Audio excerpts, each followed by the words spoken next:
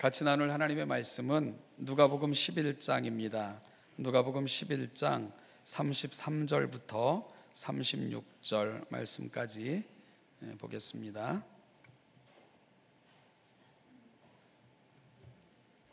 누가복음 11장 33절부터 36절 교독하겠습니다. 누구든지 등불을 켜서 속에나 말 아래에 두지 아니하고 등경 위에 두나니 이는 들어가는 자로 그 빛을 보게 하려 함이라.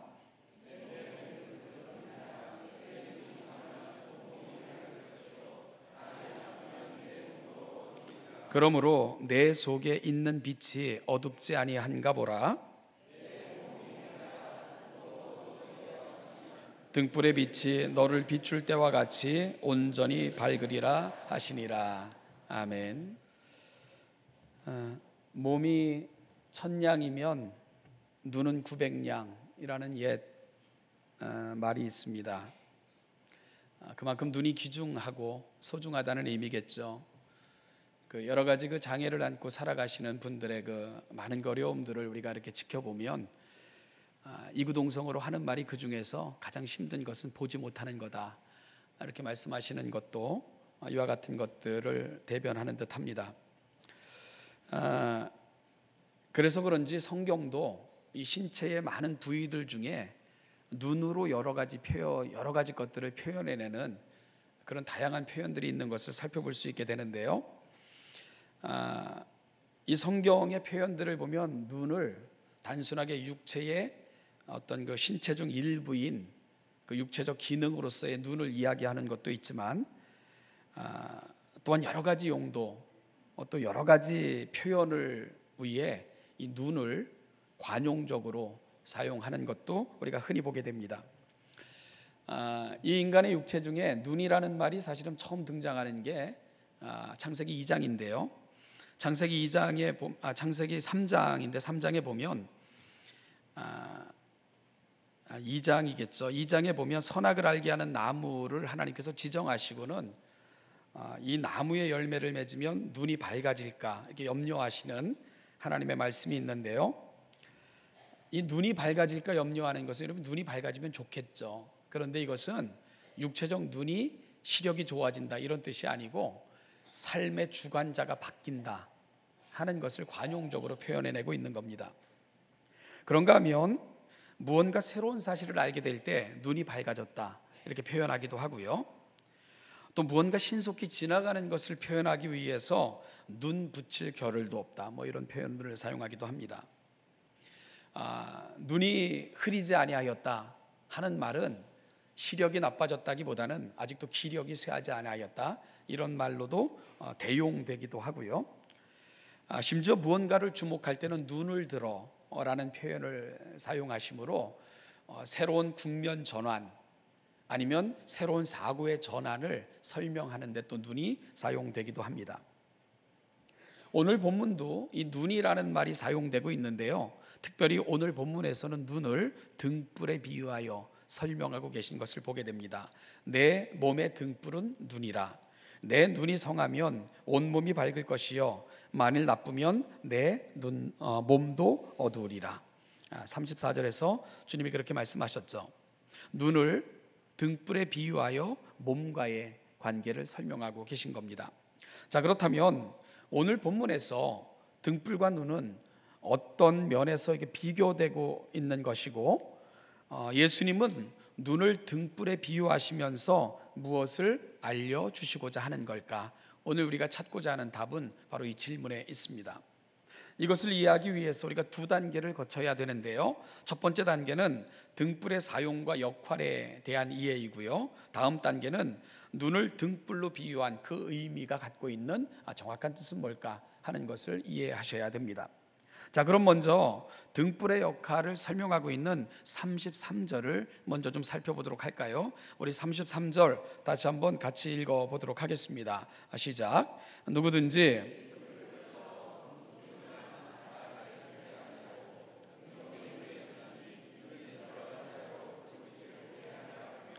아멘. 이 등불을 켜서 속이나 말 아래 두지 아니하고 등경 위에 둔다, 이런 표현이 사실은 이 복음서를 읽으면 여러 부분에서 등장하는 것을 여러분들은 아마 쉽게 이해하실 것입니다. 복음서에 가장 먼저 등장하는 것은 사실은 마태복음 5장 15절인데요. 이렇게 기록되어 있죠. 사람이 등불을 켜서 말 아래에 두지 아니하고 등경 위에 두나니 이러므로 집안 모든 사람에게 빛이 있느니라 설명하고 있습니다. 예수님께서 우리가 세상의 소금과 빛이다 이렇게 선언하시면서 그러면 우리가 어떻게 소금과 빛으로 살 수 있을까? 어떻게 사는 것이 소금과 빛으로 사는 건가? 이 부분을 설명하시면서 주님은 등불에 대한 이야기를 제시하고 계신 건데요. 그러면 여기서 등불은 무엇을 상징적으로 보여주는 걸까? 마태복음 5장 16절에서 등불이 무엇을 의미하는가를 주님은 설명하셨습니다. 이같이 너희 빛이 사람 앞에 비치게 하여 그들로 너희 착한 행실을 보고 하늘에 계신 너희 아버지께 영광을 돌리게 하라. 결국 마태복음 5장 15절에서 사람이 등불을 켜서 하고 등불을 주님께서 제시하실 때 주님이 말씀하시는 등불은 바로 착한 행실이라는 것을 우리가 알게 되는 거죠. 마태복음 5장에서 등불은 세상을 살아가는 하나님의 자녀다움과 관계되어 있음을 우리가 알게 되는 겁니다.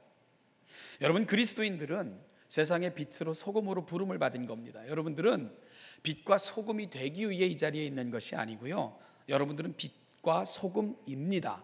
주님은 그렇게 선언하셨어요. 그렇다면 우리가 세상에서 어떻게 빛으로 소금으로 살 수 있다고요? 어떻게 사는 게 소금과 빛으로 사는 것이라고요?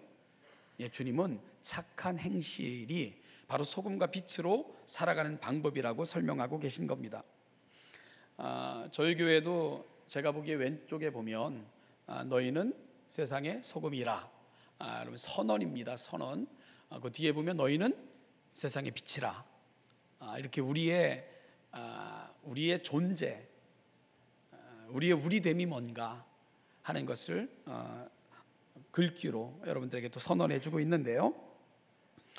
제가 그 일전에 그 사업하시는, 저희 교회 그 사업하시는 그 집사님 이렇게 사무실을 가본 적이 있는데, 그 세미나실 입구에 이렇게 세미나실로 인도함을 받아 예배 인도하기 위해서 들어가다 보니까 그 세미나실로 들어가는 좌우 입구에 저 글귀를 써 놨더라고요. 그런데 저 글귀를 아예 헬라어 원문으로 이렇게 붙여 놨어요. 그래서 제가 굉장히 놀라웠었는데, 그러면서 이제 그 예배 인도하다가 여러분들은 여러분들이 드나드는 저 정문 그 세미나실 입구에 붙어 있는 저 말이 무슨 뜻인 줄 아세요? 뭐 이렇게 질문하기도 했는데, 어쨌든 소금으로 빛으로 살겠다고 하는 다짐을 그 회사의 정신으로 그렇게 담고 있는 것 같아 매우 기분이 좋았던 그런 순간이었습니다. 여러분, 우리가 어떻게 세상의 소금과 빛으로 사는가? 여러분, 종교적인 의식으로 그렇게 하는 것이 아닙니다. 우리에게 익숙한 종교적인 행위로서 그렇게 하는 것이 아니고요, 하나님이 우리 가운데 찾아오셨던 그 놀라운 것들을 더불어 살아가는 사람들에게 착한 행실로 여러분 빛과 소금답게 그렇게 사시는 겁니다. 제가 살면서 가장 감동적인 분들은 착한 분들이에요. 그리고 착한 분들이 가슴을 우려내는 겁니다. 저는 우리 신원예담교회 성도님들이 전부 착한 분들이 되셨으면 좋겠어요. 우리의 삶의 자리까지 찾아오셔서 그 멋지고 아름다운 그 착함을 보여주셨던 그 하나님의 성품이 오늘 우리 가운데 또 자리 잡아 우리가 살아가는 삶의 자리에서 여러분들이 좀 착한 사람들로 그렇게 좀 소문났으면 좋겠다, 이런 생각이 듭니다.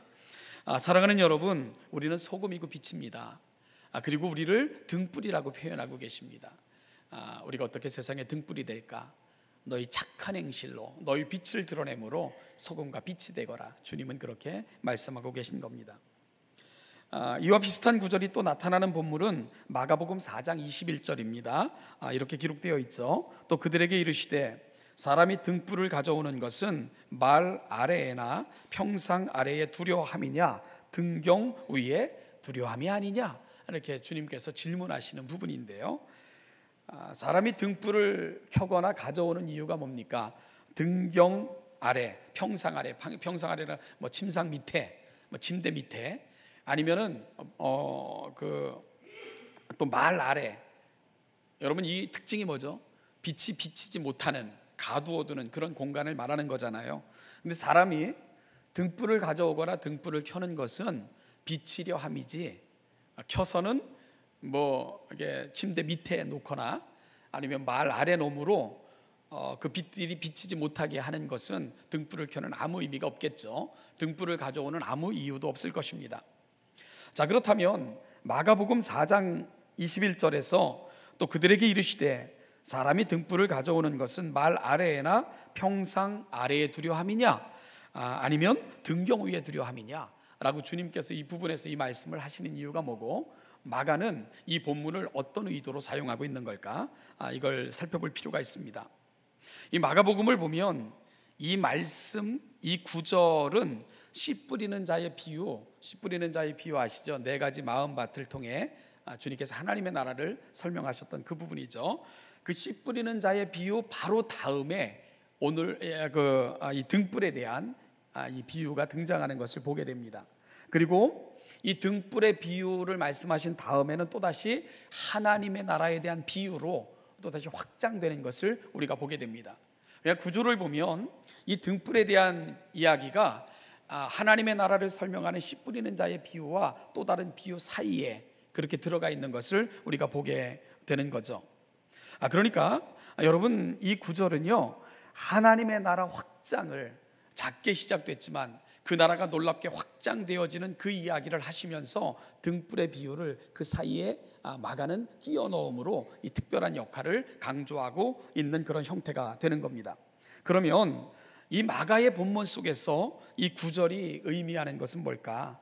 바로 마가복음 4장에서 등불은 복음 전파의 사명을 이야기해 주고 있는 겁니다. 그러니까 이 등불이라는 말이 등장할 때요, 이 문맥에 따라서 다양한 의미로 사용되고 있는 것을 기억할 필요가 있다, 이 말씀을 드리고 있는 거죠. 여러분, 마가복음에서 이 등불은 복음 전파의 사명이에요. 우리가 밝혀야 할 그 빛은 뭐냐? 바로 복음이다. 그리고 그 복음을 비춰내기 위한 등불이 우리여야 된다. 마가는 그렇게 설명하고 있는 겁니다. 그 복음이 빛을 발하도록 우리는 거룩한 도구, 즉 복음의 도구가 되어야 된다. 바로 그 일을 위해 너희들은 등불이다, 이렇게 설명하고 있다는 거죠. 여러분, 그러기 위해 우리는 좋은 밭이 되어 우리 안에 복음을 심고 내 안에서 100배, 60배, 30배의 결실을 맺어 이 복음을 세상에 전하는 거룩한 사명을 감당해야만 됩니다. 그래서 어둠에 갇혀있는 자들에게 이 빛을 비치게 함으로 빛 가운데로 걸어 나오게끔, 멸망을 향해 달려가고 있는 자들에게 빛을 비춰 길을 알려주는 역할을 바로 하나님의 부름받은 성도들이 해야 된다는 겁니다. 바로 교회는 세상의 등불입니다. 길을 잃은 사람들, 멸망을 향해 달려가고 있는 사람들에게 이 복음의 빛을 비춰 그들을 생명과 구원으로 이끄는 일을 위해 부름받은 자들이다. 마가는 바로 등불을 이 복음을 위한 역할과 사명 쪽에서 설명하고 있는 겁니다. 사랑하는 신원여담교회 성도 여러분, 우리가 복음을 받고요, 내 안에서 싹을 피워 이 거룩한 복음을 세상에 전하여 이 세상이 여러분들의 입을 통해 이 복음을 듣게 된다면 여러분들은 하나님의 나라의 거룩한 등불들이다. 마태는 그렇게 우리가 감당해야 될 사역과 우리의 사명을 설명해 내고 있는 겁니다. 등불의 비유를 통해서 말이죠. 여러분들 이 한 주 동안에도요, 살아가는 삶의 자리에서 들은 복음 싹 피워 정말 세상이 듣지 않는 일에 귀하게 사용되시는 하나님 나라의 찬란한 등불들이 다 되시기를 축원합니다.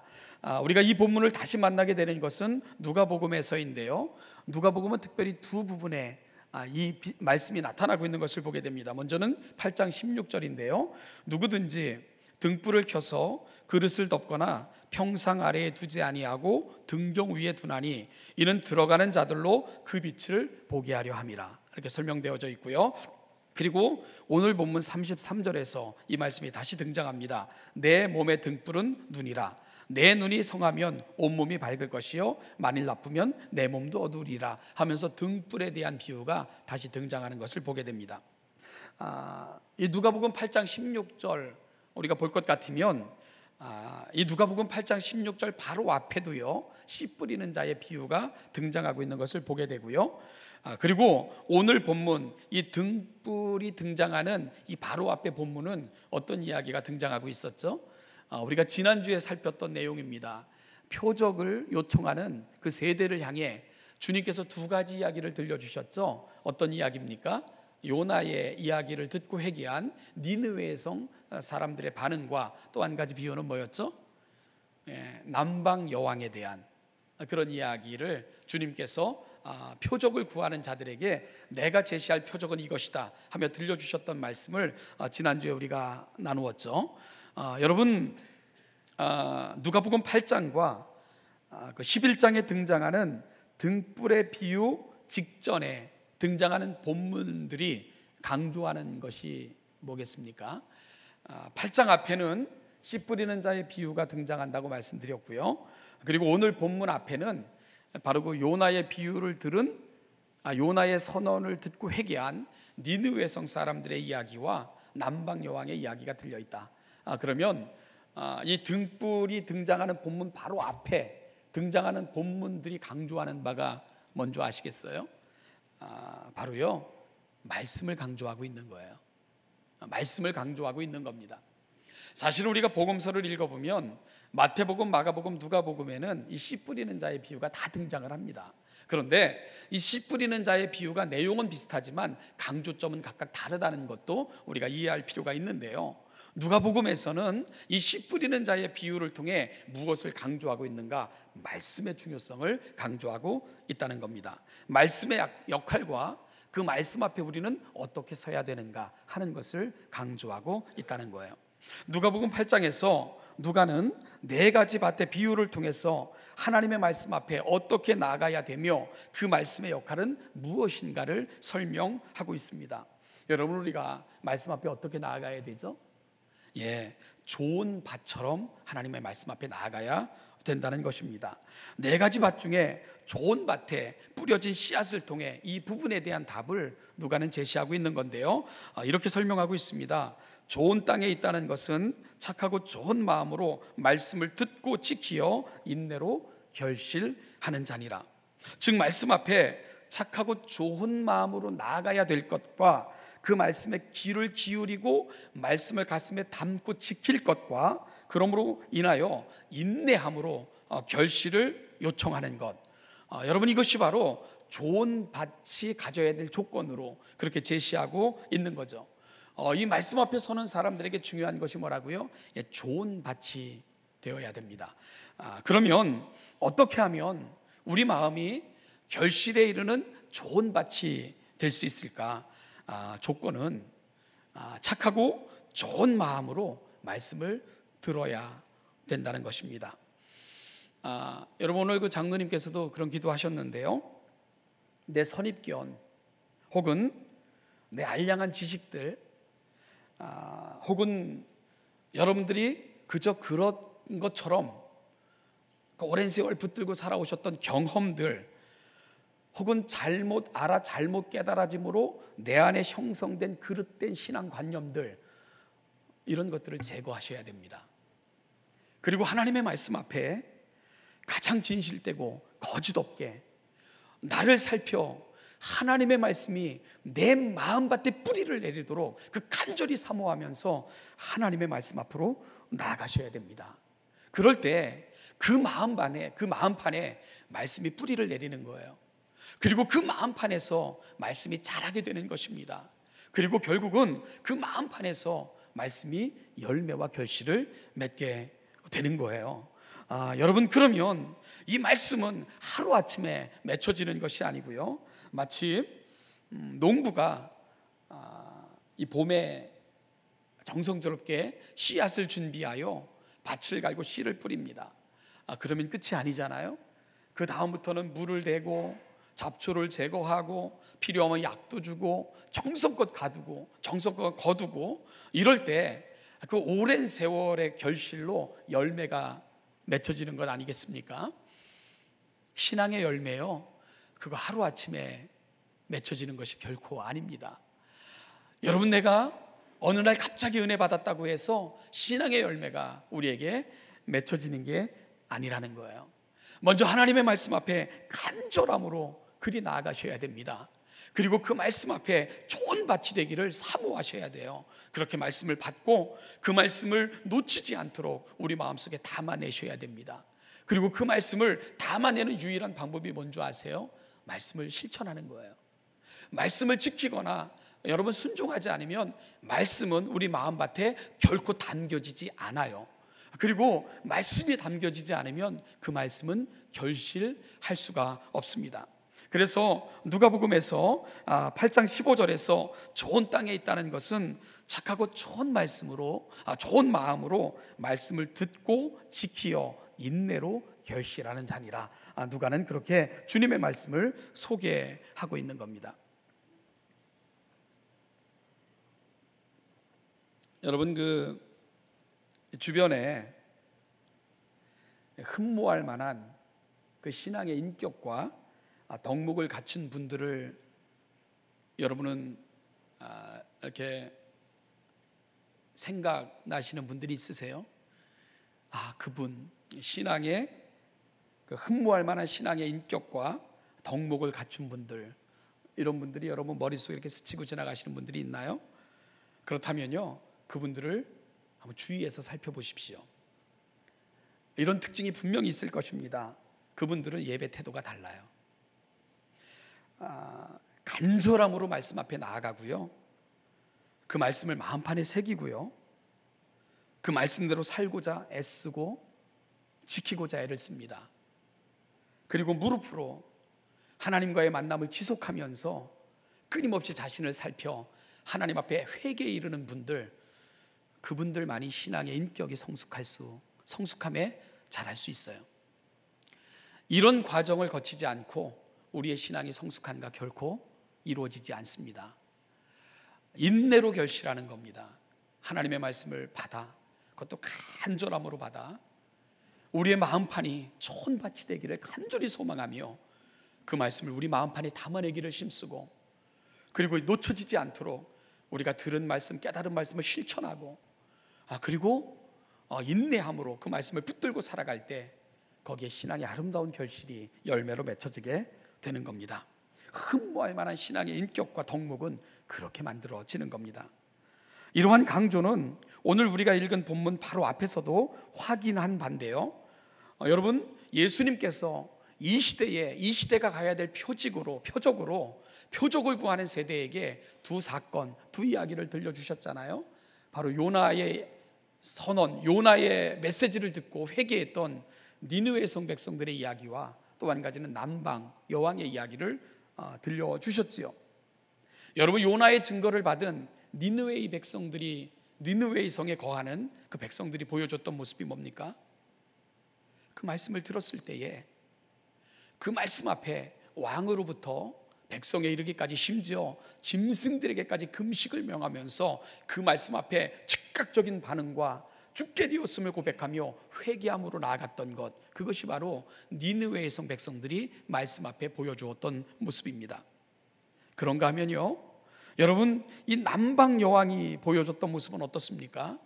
지혜의 말이 있다는 소식을 듣고는 선물을 준비하고 몇 개월이 걸리는 그 긴 장정을 마다치 않고 그 지혜의 말씀을 듣기 위해 나왔던 여인, 그 여인이 남방 여왕이었다고 소개하고 있는 거죠.